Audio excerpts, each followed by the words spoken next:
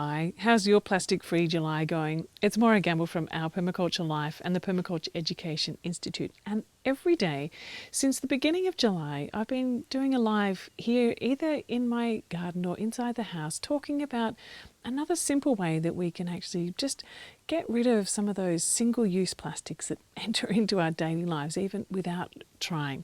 So today is another simple one, and it's focusing on things that we do with our face.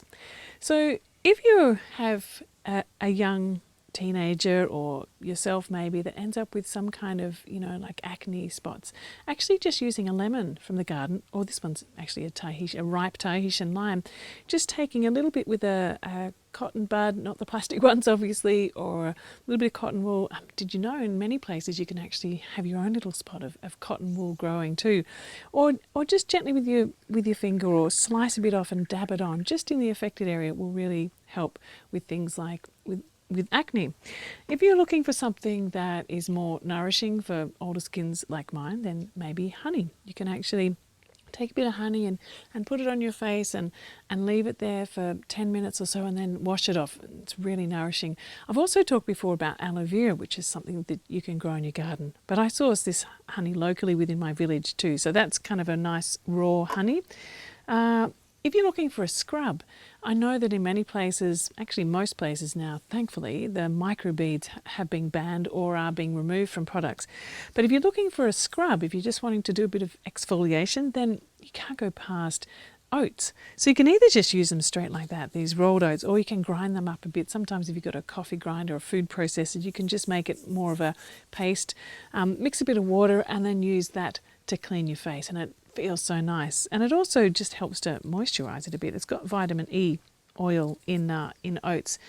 And another one that you might think about using is coffee grounds. So if you've got a coffee maker and you get lots of these used coffee grounds, this makes an excellent exfoliator, but you can also use it all over your body. So if you're in the shower and you wanted to sort of give yourself a really good body scrub, then you can use this, and it will just go down the drain and not be causing microbead plastics that are going into the oceans, because apparently, the stomachs of fish and seabirds are just full of microplastics, and they accumulate. And actually, even in the water, as these microbeads are floating around, they become attractors for pollutants and chemicals and motor oil. So they've been said to be about 1 million times more toxic, these little beads floating in the water, than the water around them.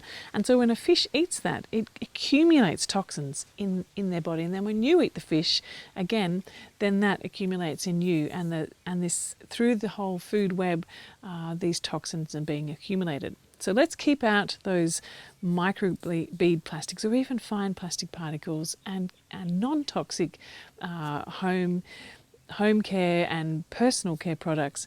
And this way, also like the little tubs that you use, and often they're quite expensive as well. So you could easily save yourself $30 with every little tub of things, and then you could take that $30 and donate it to something like, I don't know, the Ethos Foundation, for example, because we're offering free garden kits to refugee kids, perma-youth kids in camps in Uganda, camps in Kenya, so that every $30 gives them a set of tools and some seeds and a watering can and an education to be able to actually go and start up edible gardens in and around their homes in these camps, which is absolutely essential, particularly now because the COVID has shifted the way that food supplies are getting to these camps. So instead of buying little bottles of this and that for $30 here and $30 there, you could donate. I'll put the link below.